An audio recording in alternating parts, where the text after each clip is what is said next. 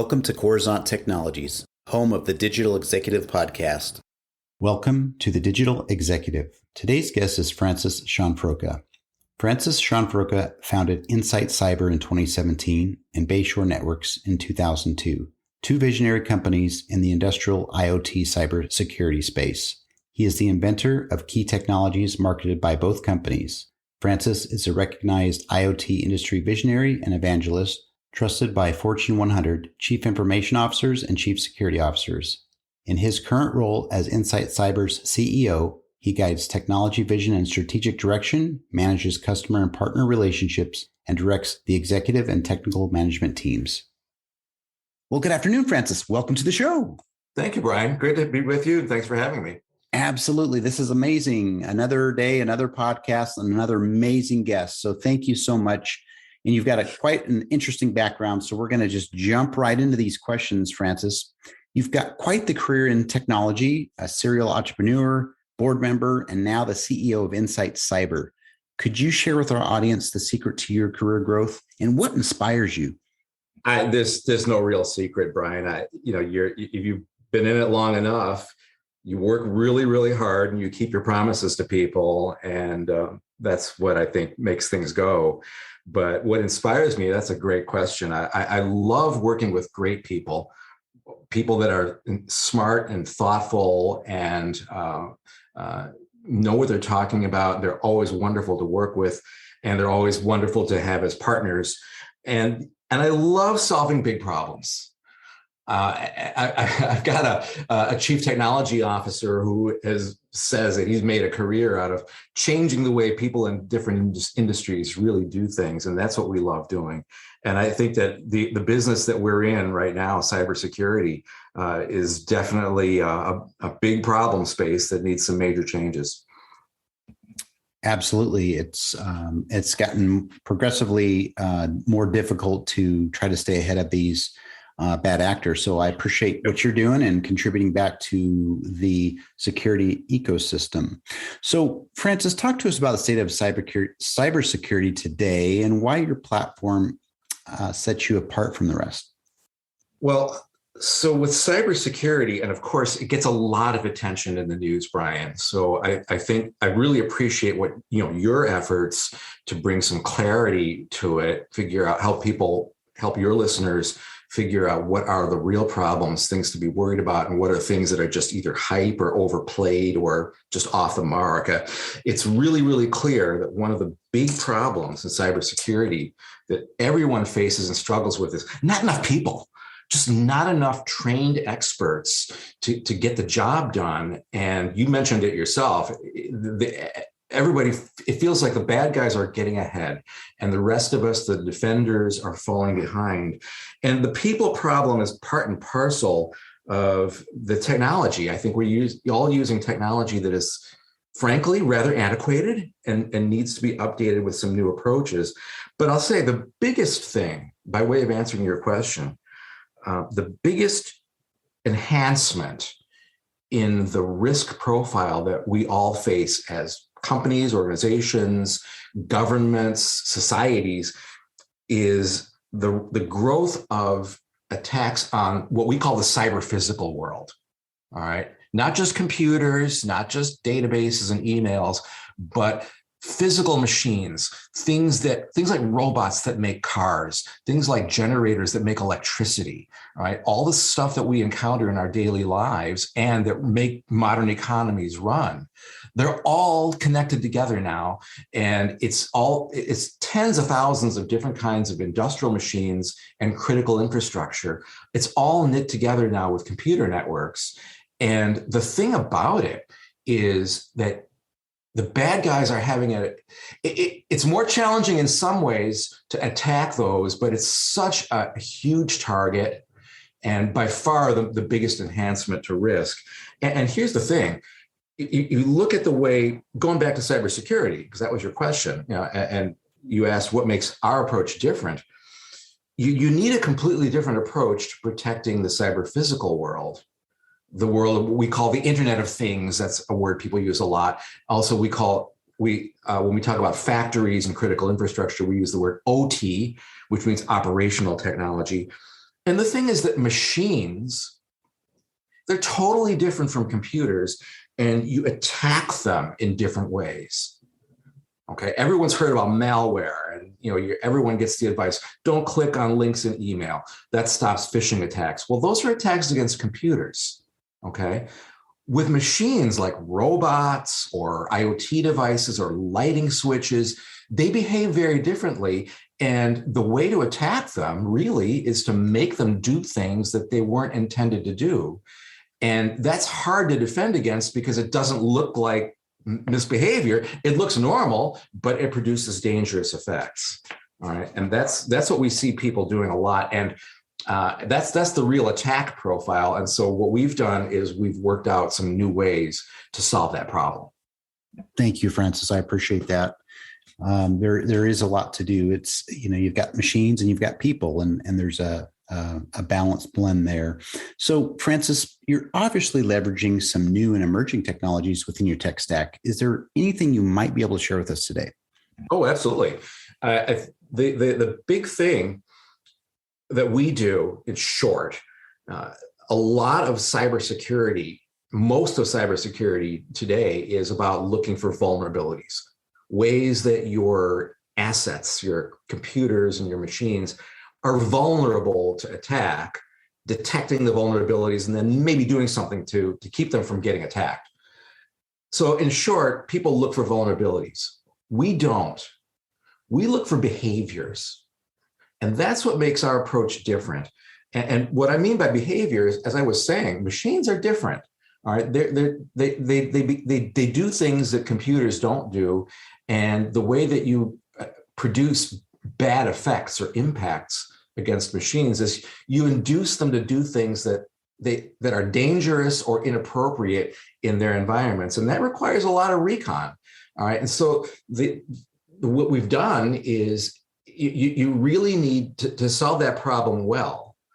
You need to look at an incredible depth of detail at the behavior of all of your machines, and that requires artificial intelligence. Okay, so we've done a lot of innovative stuff. We've invented a number of new approaches to artificial intelligence that are designed to solve that problem. And by the way, I remember at the beginning, I mentioned the people problem.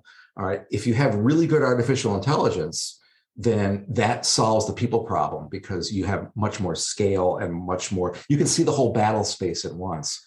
And just to make it a little bit more concrete for you, Brian, just think about, we had a case recently where, those smart lighting switches that you can buy at Home Depot? Mm-hmm. A bunch of vendors make them, right? It's like you put a smart lighting device in your house, and then you can control your lights on a schedule with your smartphone. So think about that, right? It's obviously it has to talk to the internet. The device, it knows a lot about what's in your house. Okay, it's able to figure out your various lighting devices and the lights in your house, so that it can control them, turn them on and off at the times you want them to go on and off, and not when you don't. And so obviously it's talking to the internet. It phones home. All right. And it says, all right, this is what I want you to do. And I'm going to accept commands from your smartphone app. Those come through the internet. Okay. So we found a lighting switch from a major vendor, household name company, global company. Okay. In addition to those things that I just mentioned that you wanted to be doing, it was also snooping around the network, looking for open Windows file shares to connect to. So why would it be doing that? All right, that's obviously the kind of thing that when we showed the client, our client, that was going on, and they were just flabbergasted. And their response was to rip that out and replace it with a different kind of switch, because it's a vulnerability. It's an exploitable behavior that a lighting switch shouldn't be doing. One of the things we like to say with protecting cyber physical devices as opposed to computers, a device has a job description. You buy a lighting switch to control your lights. You buy a robot to build cars, all right, or to do whatever else you're buying the robot for. And you should be able to observe when those devices are doing things they shouldn't be doing, or that you didn't intend for them to do, because those are all signals that they may be being exploited or attacked by bad guys. All right. I'll just give you another really short example just to make it a little more concrete. We had a case, this was in Europe just a couple of weeks ago, a company that had a ransomware attack.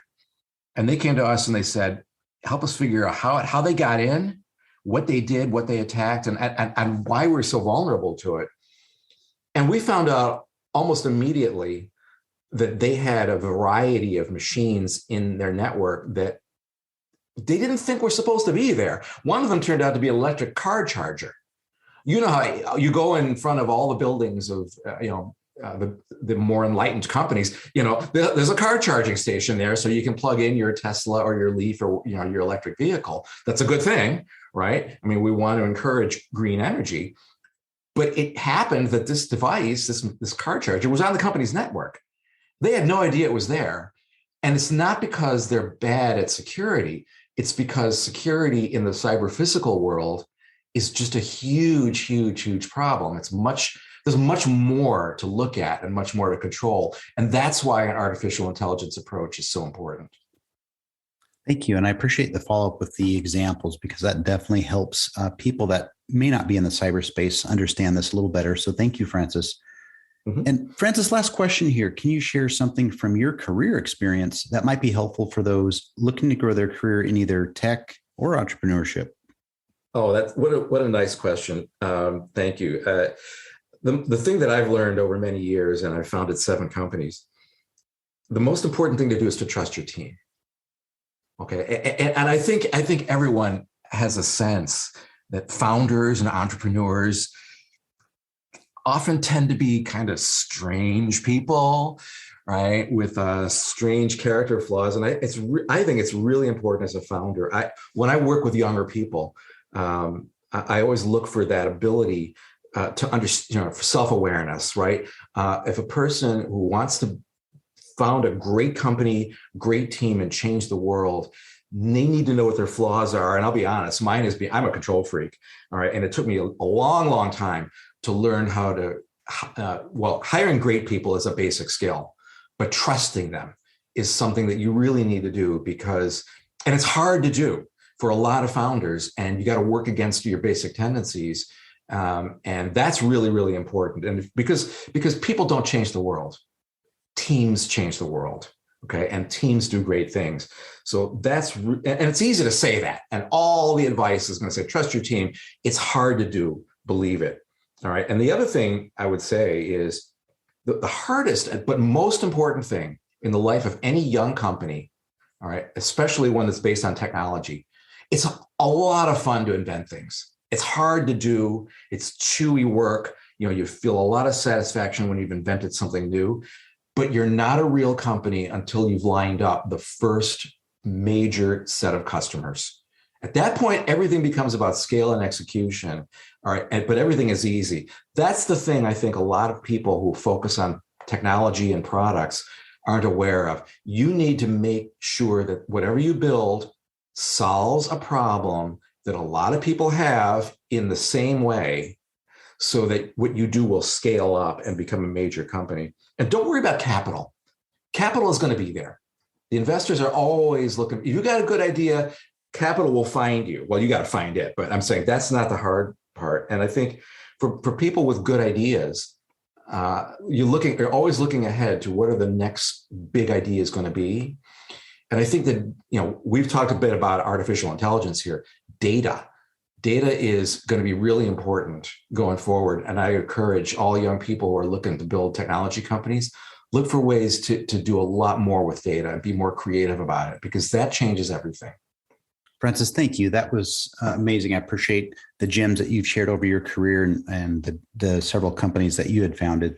Again, appreciate that. Our audience will certainly appreciate it as well. And Francis, last thing is, it was a pleasure having you on today, and I look forward to speaking with you real soon.